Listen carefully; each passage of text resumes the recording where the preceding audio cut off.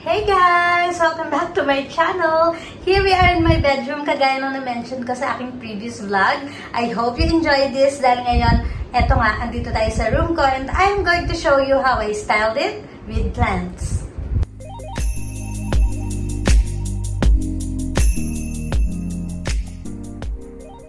So, ayan nga guys, ako ay medyo natutuwa sa setup natin nga kasi first time ko nagpa-vlog ng ganito.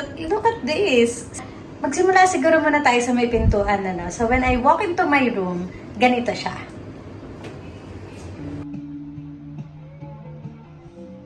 So, ayan guys, ganito yung itsura ng bedroom ko kapag nandito ka pa sa labas ng pinto. Ayan.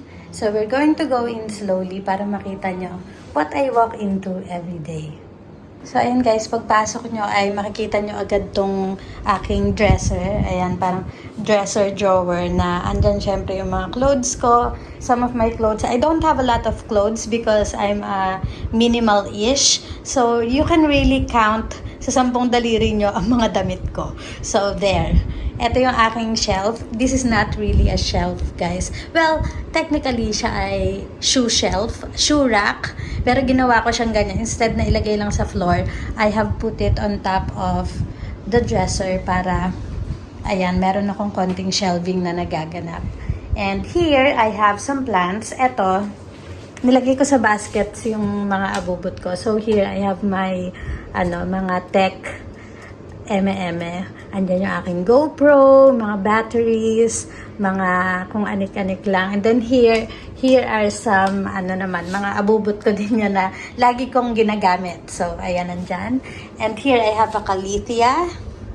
Maliit to. Kung natatandaan ko, parang nabili ko to sa Woolworths. Tapos itong pot niya ay from Bunnings. And here, ito guys ay mga kung saan ko pinagbibili. So the plants, most of them are really from Bunnings. So ayan, from my Bunnings strips. And ito na mga na to ay from IKEA. Itong lalagyan na to. And this one here I bought from Kohl's. Ito ay, ang tawag na, dancing bone. This is one of my favorite, height.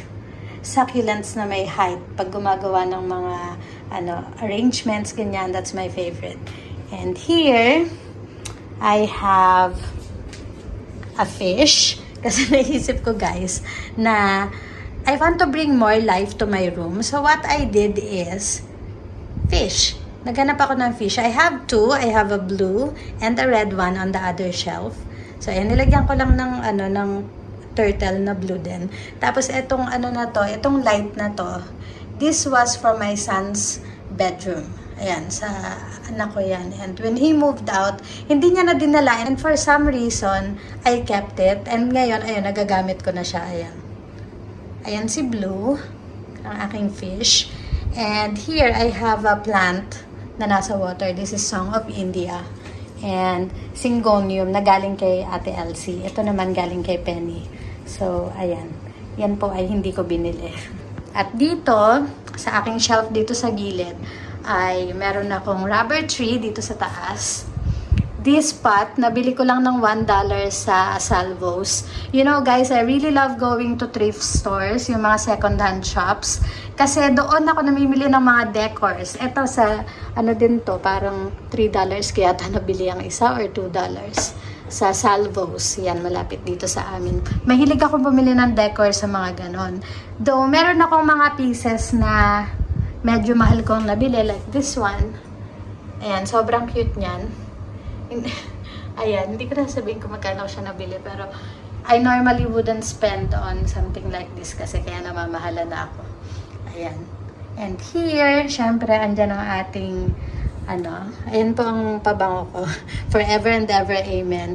I'm a Tommy girl. Ayan. And this is an owl na nabili ko sa King Kong when I was with Judy. And here, eto guys. Eto yung ating fish na si Didi. Ayan. Kung may baby blue ako, meron din akong Didi. Kasi di ba yung color niya parang daredevil. She's so cute. Tignan niya. Kasi yung plant na yan, guys, you won't believe it, pero yung plant na yan na nasa loob, $21 yan, guys. Pero gandang-ganda ako, kaya binili ko na rin kasi hindi ako makaalis doon na hindi ko siya dala. Hey, Didi! Hello! Showing off, oh! Ang sarap na pag-swim-swim niya. Ayan siya. And here, I have ang tawag nito, Monstera adansonii na I have kept in water. Ayan siya. Diba? Itong ano nito, itong lalagyan nito ay nabili ko sa IKEA. But mostly, yung mga jars ko dito are from Salvos. Kasi guys, doon nga mura. Doon ka makakabili ng mga murang decor. Ayan. Tapos dito, I have a Syngonium Fantasy. Na dati ko pa itong gustong-gusto. Meron akong isa pang variegated na gustong-gusto. Pero, hindi ko alam kung magkakaroon pa ako noon ever. Kasi sobrang mahal, guys. I mean, hindi ko kasi ma-justify yung ano niya, yung price, yung constellation na Monstera. Ayun, one day magkakaroon din ako niya. Pero not right now. Kailangan bumaba muna yung price niya. Kasi cutting saw yung mga nakikita ko online, but it's so expensive. Ayan. Ang ganda. So ngayon ay nagkakasya na muna tayo sa mga ganito. Ito guys, itong room ko. This is a work in progress. Naisip ko na ipakita na rin sa inyo para nang sa ganun ay makita nyo yung ano niya, yung progress niya. Na kapag ka dumami na ng dumami yung plants dito talaga, ay makita nyo na, ay, eto yung itsura nito dati. So, ayan. This is really functional. This is how I use it in my everyday life. Ganito talaga ako, guys. Dahil mahilig ako mag-ayos ng kwarto ko. Ayan, dito ko nilalagay yung mga drinks ko, mga ganyan-ganyan. Ayan, ganito talaga ako. That's my work shoes. May pasok tayo bukas. And, there. Ganyan lang ako, guys. Ang gusto ko talaga dito sa wall ko na to is a macrame wall hanger. I want to make it myself. But because I don't have the time, nag-isip na lang ako ng temporary na malalagay ko dito sa wall na ito. Matagal na to sa akin and hinang ko lang dyan. Temporary, ayan, nilagyan ko na din ng dahon, mga dahon-dahon. And it says, make it happen, girl. You can do anything. Diba? Motivational eme. So, ayan, guys. Here on the other shelf, dito sa kabila kong side, ay meron akong rubber tree dito. And dun sa taas, I have a philodendron white princess. Nasa water lang siya. Ayan. And, yan lang yung halaman na nilagay ko dyan. Puro nasa tubig. Yan, meron ako dito nasa tubig na Marble Queen pothos.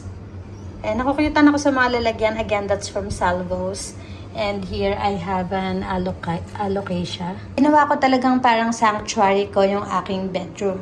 I really look forward to going home and spending time here. Ayan, yung aking window is very big, as you can see, and is very houseplant friendly. So, ayan, bumili ako ng mga shelves from IKEA. Ayan, itong dalawang to, they are both from IKEA. Hindi ko sila binili ng sabay na pagkakataon na una tong isa. Tapos nung sumunod na punta ko doon with Judy, ay binili ko naman tong isa. So, ayan guys. Medyo mahirap i-assemble, pero super worth it. Tignan nyo. Parang gustong-gusto nga nila nitong location nila ngayon. Na nandyan lang sila next to the window. And, ayan, they look healthy naman and happy. Parang feeling ko, dadating tayo sa point na baka hindi ko na masasara yan kapag napuno ko na ng plants dito sa may window area na to kasi gustong-gusto talaga ng mga plants dito. Basta ako guys, when I go to op shops, yung mga second-hand shops, I always keep my eyes open kasi kagaya nito. Nabili ko lang to ng $5 lang yata. And it goes so well with my space here kasi yung kulay niya, talagang nagbe-blend in lang siya sa white, sa black, sa gray, ganyan. And I love it. Ito naman, nabili ko to sa King Kong. Itong owl na to.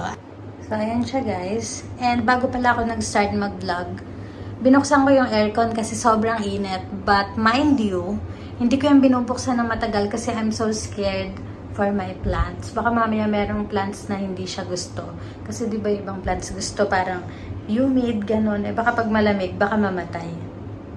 So, ayun guys, gusto ko sanang tanungin yung mga dati nang nagko-collect ng mga indoor plants. How long can you turn the aircon on nang hindi sila maaapektuhan? And what do you do? Please do comment down below. And sabihin nyo sa akin how you take care of your plants sa ganito kainit. Kung okay lang ba tayong mag-aircon na ilang oras, let me know. And ayun. Thank you so much guys for joining me today, and I hope you like this video. If you haven't subscribed to my channel yet, please do subscribe and tell your friends about it. I will see you next time. Bye!